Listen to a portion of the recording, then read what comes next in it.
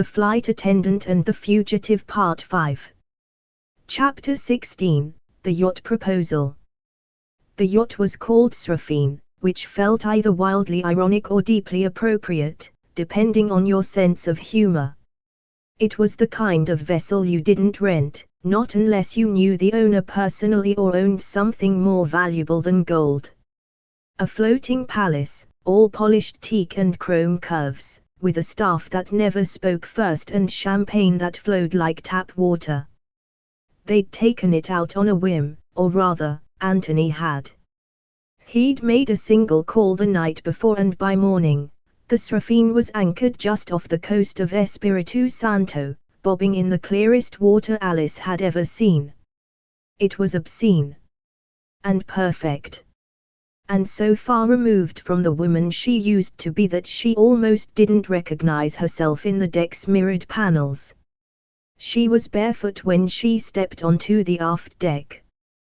The boards were warm beneath her feet. The sun was slipping west, low and molten, scattering gold across the ocean. Antony was already waiting. He stood near the railing, blazer gone, sleeves rolled, a bottle of something dark and elegant resting beside two short crystal glasses. "You said you weren't a boat guy," she called, approaching. "I'm not," he replied. "I'm a gesture guy." He turned to her then, and something shifted in his expression. Gone was the cool, detached tactician. Gone was the calculated charm. What was left looked almost nervous. "I'm not wearing a dress," she said lightly, stopping a few feet away. "I'm not wearing shoes," he countered. "Aren't proposals supposed to be candlelit dinners and violins?"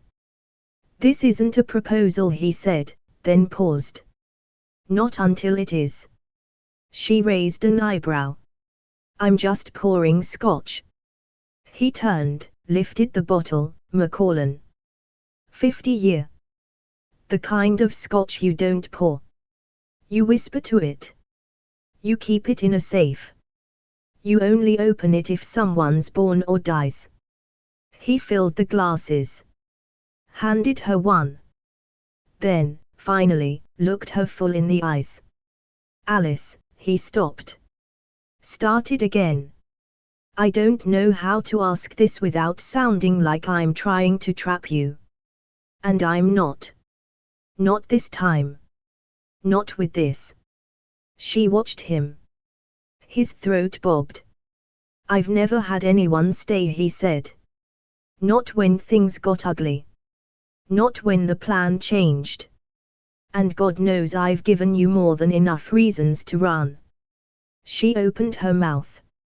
He held up a hand. "Let me finish." The sun flared behind him. The wind played in his hair. The water lapped quietly at the hull like it was holding its breath. "I've seen the worst of this world. I've helped create some of it.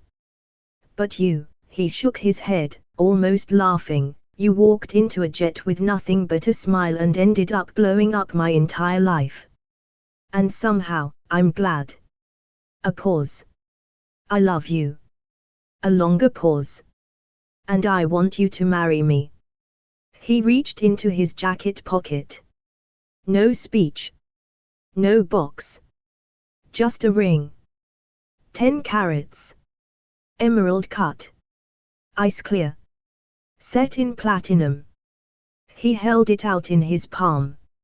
No pressure. No begging. Just offering. Alice stared at it. Then stared at him. Then took the glass from his other hand, drained the scotch in one swallow, set it down carefully on the railing. And pushed him overboard. He didn't scream. Just flailed once before disappearing with a splash so loud it sent a gull shrieking into the sky.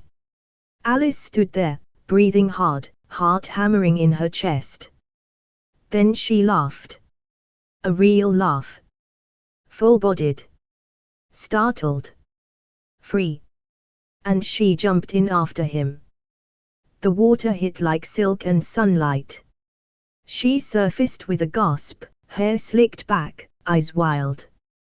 Antony emerged a few feet away, blinking through the salt, wiping water from his face. "You just," he sputtered. "Did you think I wouldn't?" she shouted, treading water. He laughed. Shook his head. "You are unbelievable." She swam to him. Wrapped her arms around his neck. Kissed him, hard. Then pulled back, breathless. "Yes," she said. "Obviously." They floated there, drifting slowly in the lavender-tinted water, the seraphine gleaming behind them like a second sun. The ring, somehow still in his pocket, would later be rinsed, dried, and slipped onto her finger with slightly trembling hands. But right now, they were two fugitives with new names, matching saltwater slick smiles, and a secret that belonged only to them. And for the first time in what felt like forever, Alice wasn't pretending anything. She was exactly where she wanted to be. Chapter 16, The Yacht Proposal. The water around the seraphine was so clear it made the world above feel like a lie. Below the hull, fish shimmered like scattered gemstones. The reef ran in twisting ribbons beneath the surface. And the sky? A bruiseless, infinite dome of soft gold. Just clouds thin as sugar and sun with no mercy. Alice had never seen anything like it. She stood at the edge of the teak deck, barefoot, wearing a wrap dress made of something gauzy and off-white, half undone by the breeze. The hem licked her calves. Her skin smelled like salt and sunscreen and something vaguely citrus that came from the villa's guest shower gel. The wind lifted her hair into lazy waves. She didn't bother taming it. Below her, the water whispered against the hull. The yacht rocked gently. It should have felt peaceful. But her heartbeat said otherwise. Inside the yacht's upper lounge, Antony was setting two crystal tumblers on a tray with practiced, almost ceremonial movements. He wore white linen, slightly wrinkled, sleeves rolled. No shoes. One collarbone visible where the shirt gaped open. He looked like he hadn't slept in days, not from exhaustion, but from thinking. Quietly, obsessively, in that way he always did before he made a move. Alice stepped in, leaned against the doorway. "No guards?" she asked. "No encrypted signals bouncing off satellites?" Antony looked up, smirked faintly. "Just one billionaire. One scotch. One conversation." Her eyes dropped to the bottle. Macallan. 50-year. Even she knew what that meant. That bottle alone was worth more than the car her father used to drive her to school in. It looked almost out of place next to the clean teak and open sea. He poured. 2 fingers each. No ice. "Is this casual afternoon drinking?" she asked, tilting her head, "or are you about to tell me we're under siege again?" He picked up the glasses and walked them over. Stopped 2 feet away. "I wanted you to have something real," he said. "No mission. No secret.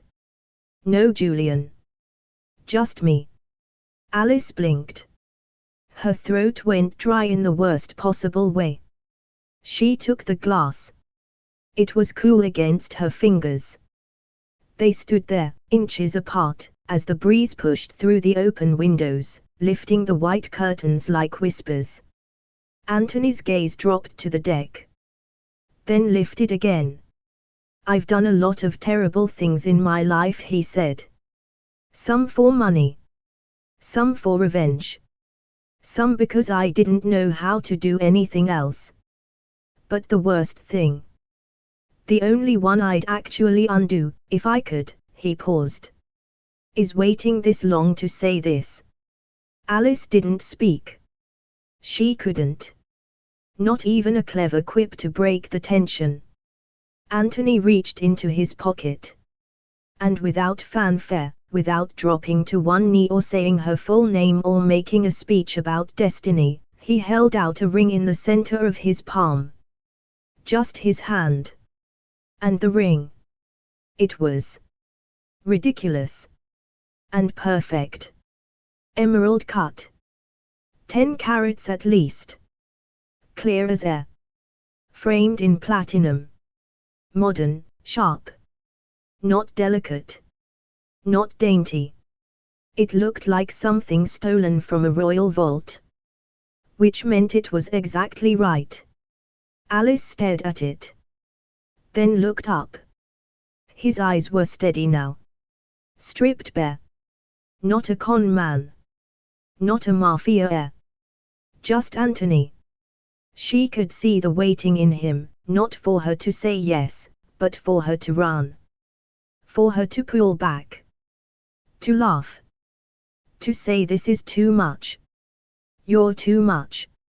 Instead, she downed the scotch in one gulp. Set the glass on the railing. And shoved him. The splash was so loud it echoed. For a second, all she could see were bubbles. And then limbs. Antony surfaced 20 feet from the boat, hair slicked back, blinking salt water from his eyes, face frozen in pure, wet disbelief. I warned you, she called from the deck, breathless with laughter. That was 50-year scotch. Then you shouldn't have waited 50 years to propose. He treaded water, eyes narrowed, a grin pulling at the corner of his mouth. Don't even think about it. Alice dropped the wrap dress on the deck like a curtain call. Then dove. The water was bath warm and endless. She surfaced beside him, laughing so hard she had to push wet hair out of her eyes just to breathe. He reached for her, not to pull her in, but to steady himself. She grabbed his face in both hands. Kissed him. Long. Deep. Salty lips. Saltier water. Her toes brushing his shin under the surface. When they broke apart, breathless and grinning like idiots, she pressed her forehead to his. Yes, she whispered. Then again, louder. Just for him. Yes. Later, soaked to the bone, wrapped in towels, standing in the cabin as the staff tried not to look directly at them, she would slide the ring onto her finger herself. No ceremony. No cameras. No champagne this time. Just two fugitives with new names, new histories, and a future that no one had predicted. And still, as night fell over the Pacific and the yacht rocked beneath the stars, Alice lay beside Antony and thought. If this is the moment they find us, let them. Because this wasn't disguise anymore. It was real. And finally, it was hers. Chapter 17, Julian's Revenge. It began, like most terrible things, with a notification. Alice had just stepped out of the outdoor shower. The morning sun hadn't reached the horizon yet, and the air was still sweet and cool. The beach shimmered silver, untouched. Birds cried somewhere deep in the trees. She padded barefoot across the stone patio, wrapped in a towel, her wet hair leaving trails down her back. Inside the villa, Antony was making coffee, real coffee, because somehow they'd gotten their hands on another bag of beans from that roaster in Sicily he was obsessed with. She picked up the phone from the sun-warmed table where she'd left it the night before. A single message blinked. From an old flight attendant group chat that hadn't been active in over a year. Alice. This can't be real. Attached, a link. Alice tapped it. And the world dropped out from under her feet. The Mafia Mistress, British flight attendant turned billionaire's lover and alleged money mule. There was no typo. No parody watermark. No doubt. It was her. Her face. Her name, well, Alice Edwards, which was still technically hers in half the world's systems. A photo from Zurich. Another from the Venice rooftop, blown up and grainy but unmistakable. She was in heels. Laughing. One hand on Antony's chest. The headline pulsed in red below the masthead. She's not just sleeping with him. She's helping him launder half a continent. Inside the villa, the espresso machine hissed. Outside, Alice could barely breathe.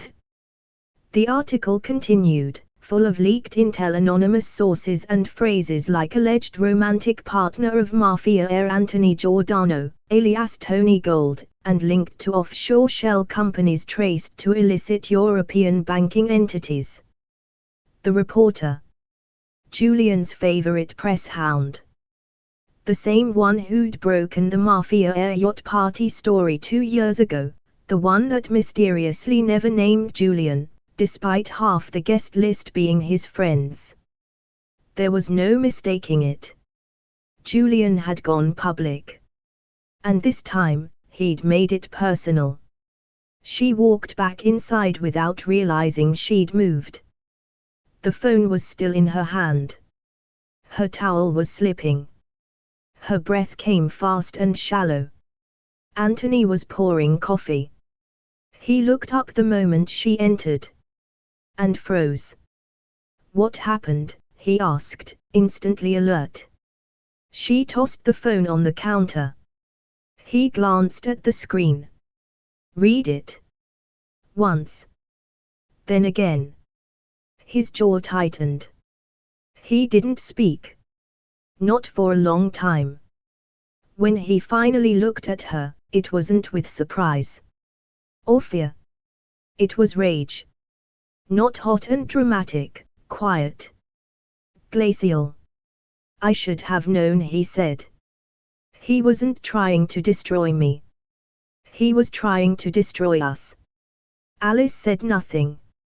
Not yet. She was still staring at the screen, where her name, her real name, scrolled beneath the words International Criminal of Interest. More messages came. Old friends.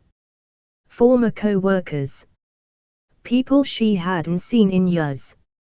Saw the news. Are you okay? Didn't know you were in Monaco. Is this true? Just tell me you're safe. This is insane. Also, are you actually married to him? Each ding was like a slap. By the time the phone buzzed with an alert from The Guardian, her body had already gone numb. But the worst was yet to come. Antony's own burner phone lit up, a coded alert from one of his safe house feeds. Extradition request reactivated. UK. US. EU. New warrant submitted via Geneva. Alice read it over his shoulder. Silence. Antony closed the screen and turned to her fully. We have to go. Alice blinked. You said they didn't have jurisdiction here. They don't, he said. Yet. But this makes us radioactive. It puts Vanuatu in the spotlight. That's all Julian needs. A few donations. A few strings pulled. The wrong camera crew landing at the wrong time. And what? She whispered. We're dragged out by Interpol. He didn't answer. He didn't need to. She turned. Faced the ocean. The one place that had felt like a heartbeat, a hiding place, a future. Now it looked like a postcard. Flat. Pretty. Not theirs anymore. She spoke softly. Why now? Because we were happy, Antony said. Because we stopped running. And Julian doesn't believe in letting people be free. They packed quickly. No time to argue. No time to shower. Alice took the ring off, not to hide it, but because she didn't want to lose it in the chaos. Antony grabbed a different set of passports. Different currencies. The emergency diamonds. The last time they left somewhere this fast, they'd been strangers. Now, they were something else entirely. As the villa door closed behind them, Alice looked back once. The pool. The hammock. The untouched espresso. Her old self would have cried. But now, she was already thinking like someone who knew how to disappear again. Julian had exposed her. But she still had the recording. And a man beside her who didn't care what the world thought of them, only what they did next. Chapter 18, Alice Takes Control. The safe house was somewhere in northern Thailand. Exactly where, Alice didn't know. What she did know, it was damp. It was small. And it was the last one. The walls were bare concrete. The windows shuttered from the inside. Outside, the jungle rustled like a sleeping animal, the sound of cicadas and frogs and something that might have been a storm coming in over the mountains. Inside, the glow of 3 open laptops illuminated her face in ghostly blue light. Antony was asleep in the other room. Or pretending to be. She hadn't asked. The floor was cool beneath her bare legs. She sat cross-legged in front of the table like a child at a secret clubhouse meeting, except instead of juice boxes and crayons, there were burner phones, cracked hard drives, and a heavily encrypted USB drive tucked into the side port of the oldest laptop they had. Julian's drive. She'd stolen it 3 safe houses ago. Antony didn't know. Not yet. Her fingers hovered over the keyboard. She could still hear Julian's voice, velvet slick and arrogant, from that night in Dubai, weeks ago now, when he'd leaned in close at the rooftop bar and murmured. Encryption is like seduction, darling. It only works if you know what they're afraid to reveal. And he'd taught her his signature logic, double keys, buried backdoors, mirrored folders that collapse if you try brute forcing them. She remembered more than he thought she would. She always had. Click. Click. Enter. Pause. A progress bar appeared on screen. Decrypting folder, Blackwire Julian C-Level 7 access. Alice's pulse kicked up. She typed faster now, eyes narrowing, breath slowing. The sound of the jungle outside faded into nothing. She was in. Almost in. She cracked the first layer in 12 minutes. The second, in 8. The third. It stopped her cold. Security question, what always watches but never speaks? She froze. Then smiled. That night in Dubai, she'd asked him what his greatest fear was. He said, oblivion. Then, jokingly, or maybe nanny cams. She typed, camera access granted. The folder opened like a trapdoor. Inside, dozens of subfolders, each labeled in the cold, surgical style Julian always favored. Negotiation assets. Media files. Fallback routes. Antony Giordano. Crown Teed account ledger. Amber Gill surveillance. She stared at that last one. Her stomach turned. But not yet. Not now. She clicked into Antony Giordano first. The files were a timeline. Emails, phone transcripts, audio clips, all time-stamped, all coldly catalogued. Julian had been tracking Antony's movements for years. Following his associates, his lawyers, his private banking partners. Slowly separating him from allies, planting disinformation, manipulating law enforcement. One memo, dated 8 months ago. Plan, Destabilize internal structure by eliminating Western proxies, Mateo, Freud, Corrigan. Leave Antony isolated. Pin on him. Present myself to London and DC as neutral broker. Take over primary channels under diplomatic immunity. Alice's hand curled into a fist. This had never been about peace. Not diplomacy. Not disarmament. It had always been about power. Julian didn't want to negotiate between families. He wanted control of the throne.